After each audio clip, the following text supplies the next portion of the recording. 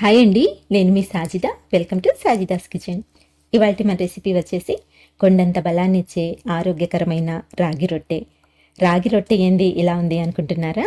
ఈ రొట్టె అంతేనండి, ఇలాగే ఉంటుంది. టేస్ట్ అయితే చాలా అంటే చాలా బాగుంటుంది.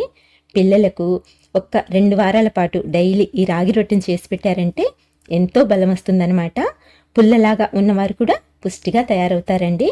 మా ముస్లిమ్స్లో అయితే పిల్లలకు ఖత్నా చేయించినప్పుడు ఈ రొట్టెని ఖచ్చితంగా 20 రోజుల వరకు పెడతారండి. అలాగే చిన్న చిన్న గాయాలైన ఈ రొట్టెని తిన్నారంటే తొందరగా మానిపోతాయి.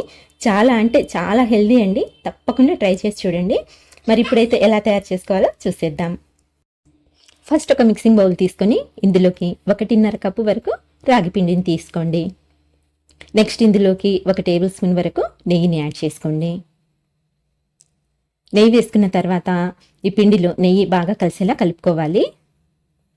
ఇలా చక్కగా కలుపుకున్న తర్వాత ఇందులోకి కొద్దిగా నీళ్ళని పోసుకుంటూ పిండిని కలుపుకోవాలి. ఈ నీళ్ళు అనేవి ఒకేసారి ఎక్కువగా వేయకుండా ఇలా కొద్దిగా యాడ్ చేసుకుంటూ కన్సిస్టెన్సీ చెక్ చేసుకుంటూ పిండిని కలుపుకోండి. పిండి అయితే మనకు ఇలా సాఫ్ట్గా ఉండాలండి, మరీ టైట్గా ఉండకూడదు. ఇక్కడ చూడండి, ఈ విధంగా అనమాట.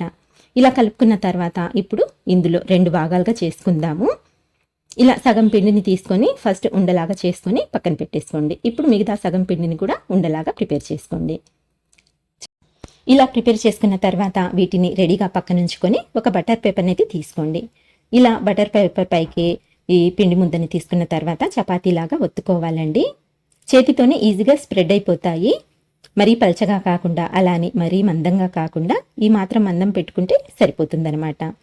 సో ఇలా ప్రిపేర్ చేసుకున్న తర్వాత స్టవ్ ఆన్ చేసుకొని దోశ ప్యాన్ పెట్టుకొని ప్యాన్ బాగా వేడైన తర్వాత దీనికి కొద్దిగా నెయ్యినైతే అప్లై చేసుకోండి. ఇలా నెయ్యిని అప్లై చేసుకొని మనం ప్రిపేర్ చేసి పెట్టుకున్న ఈ రాగి రొట్టెని పెనంపైకి తీసుకోవాలి. ఇలా బటర్ పేపర్తో సహా వేసుకున్నట్లయితే వేసేటప్పుడు మనకు ఈజీగా వస్తుందన్నమాట. తర్వాత బటర్ పేపర్ని రిమూవ్ చేసేసుకోండి. అలాగే వేసిన వెంటనే టర్న్ చేయకుండా ఒక 2 నిమిషాల పాటు మీడియం ఫ్లేమ్ మీద కాల్చుకొని తర్వాత ఈ వైపు కొద్దిగా నెయ్యిని అయితే అప్లై చేసుకోండి. ఈ వీడియోలో చూపించే విధంగా ఇలా కొద్దిగా నెయ్యి అప్లై చేసుకుని తర్వాత ఇంకొక వైపుకి టర్న్ చేసుకోండి. ఇలా టర్న్ చేసుకున్న తర్వాత గ్యాస్ని లో టు మీడియం ఫ్లేమ్లోకి అడ్జస్ట్ చేసుకొని రొట్టెని కొంచెం అటు ఇటు తిప్పుకుంటూ 2 వైపుల నుంచి చక్కగా ఫ్రై చేసుకోవాలండి. ఇది రాగి రొట్టె కాబట్టి మనకు కలర్ అనేది అంతగా తెలియదు అనమాట. మనం ఇలా ఫ్రై చేసేటప్పుడే మనకు రొట్టె కాలిందో లేదో తెలుస్తుంది. కొంచెం గమనించి చూడండి, మీకే అర్థమవుతుంది అనమాట. చూడండి, 2 వైపుల నుంచి కూడా మంచి కలర్ వచ్చేసింది. రొట్టె అయితే చక్కగా ఫ్రై అయిపోయింది. ఇప్పుడు దీన్ని ఒక ప్లేట్లోకి తీసేసుకుందాము. ఇలా ప్లేట్లోకి తీసి పక్కన పెట్టుకొని ఇంకొక రొట్టె కూడా సేమ్ ఇదే విధంగా ఫ్రై చేసుకుందాము. అది కూడా క్లియర్గా చూపిస్తున్నాను చూడండి. ఫస్ట్ కొద్దిగా నెయ్యిని అప్లై చేసుకుని తర్వాత రొట్టెని ఈ విధంగా పెనంపైకి తీసుకోండి. ఒక 2 నిమిషాల పాటు కాల్చుకున్న తర్వాత ఇలా కొంచెం నెయ్యిని అప్లై చేసుకొని ఇంకొక వైపుకి టర్న్ చేసుకోండి. తర్వాత ఈ రొట్టెని కొంచెం అటు ఇటు తిప్పుకుంటూ 2 వైపుల నుంచి ఇలా చక్కగా ఫ్రై చేసుకోవాలండి. గ్యాస్ని అయితే లో టు మీడియం ఫ్లేమ్లోనే పెట్టుకోవాలి. అప్పుడే లోపల నుంచి చక్కగా కుక్ అవుతుందన్నమాట రాగి పిండి అనేది. ఇలా ఫ్రై చేసుకొని ఈ రొట్టెని కూడా మనము ప్లేట్లోకి తీసుకొని ఈ రొట్టెలు వేడిగా ఉన్నప్పుడే దీన్ని చిన్న చిన్న ముక్కల్లాగా తుంచుకోవాలన్నమాట. నేనైతే ఫస్ట్ ఫ్రై చేసిన రొట్టెని తీసుకుంటున్నాను, ఎందుకంటే కొద్దిగా చల్లారింది కాబట్టి. ఇక్కడ ఈ వీడియోలో చూపించే విధంగా ఇలా చిన్న చిన్న ముక్కల్లాగా తుంచుకోవాలన్నమాట. ఇలా చేతితోనే తుంచుకోవచ్చండి. కొంచెం వేడిగా ఉంటుంది, అయినా సరే వేడిగా ఉన్నప్పుడే మనం ఇలా ముక్కల్లాగా తుంచుకోవాలన్నమాట.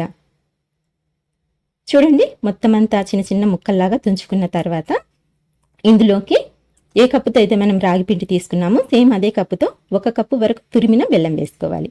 ఇలా బెల్లాన్ని సన్నగా తురుముకొని తీసుకోండి. లేదా కావాలనుకుంటే మీరు మిక్సీ పట్టుకుని అయినా సరే బెల్లాన్ని తీసుకోవచ్చండి.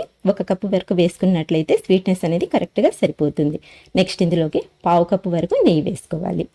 ఇలా స్పూన్తో వేసుకున్నట్లయితే 4-5 టేబుల్ స్పూన్ల వరకు వేసుకోవాలండి. ఇందులో నెయ్యి అనేది కొంచెం ఎక్కువగా వేసుకుంటేనే టేస్ట్ అనేది బాగుంటుంది, అలాగే మంచి బలం కూడా వస్తుందన్నమాట. ఇలా నెయ్యి వేసుకున్న తర్వాత ఇవన్నీ బాగా కలిసేట్టు చేతితోనే కలుపుకోవాలండి. అది కూడా ఇక్కడ ఈ వీడియోలో చూపించే విధంగా కొంచెం నలిపినట్టుగా కలుపుకోవాలన్నమాట. అప్పుడే మనకు ఇది ఇలా ముద్దలాగా తయారవుతుంది. ఇక్కడ చూస్తున్నారు కదండి, ఈ విధంగా వస్తుందన్నమాట. ఈ ప్రాసెస్ అంతా రొట్టె కొంచెం వేడిగా ఉన్నప్పుడే చేసుకోవాలండి. అప్పుడే ఇందులో వేసిన బెల్లము, నెయ్యి చక్కగా మెల్ట్ అయ్యి మనకు ఈ రొట్టె అనేది ఇలా సాఫ్ట్‌గా ముద్దలాగా వస్తుందనమాట. ఇలా ఉంటేనే టేస్ట్ అనేది పర్ఫెక్ట్‌గా ఉంటుంది. పిల్లలు కూడా ఇష్టంగా తింటారండి. తింటారో లేదో అన్న డౌటే అవసరం లేదు. ఎందుకంటే చాలా అంటే చాలా టేస్టీగా ఉంటుంది. అండ్ అంతే హెల్తీ అనమాట. సో, ఒక్కసారైనా ఖచ్చితంగా ట్రై చేయండి. మళ్ళీ మళ్ళీ మీరే ప్రిపేర్ చేస్తారండి. ఇంట్లో అందరికీ బాగా నచ్చుతుంది. అంత రుచిగా ఉంటుందనమాట. సో ఫ్రెండ్స్, ఇదండి ఇవాల్టి రెసిపీ. నచ్చినట్లయితే లైక్ చేయండి, షేర్ చేయండి. అలాగే మన ఛానల్ అయితే మర్చిపోకుండా సబ్స్క్రైబ్ చేసుకోండి. Thank you for watching.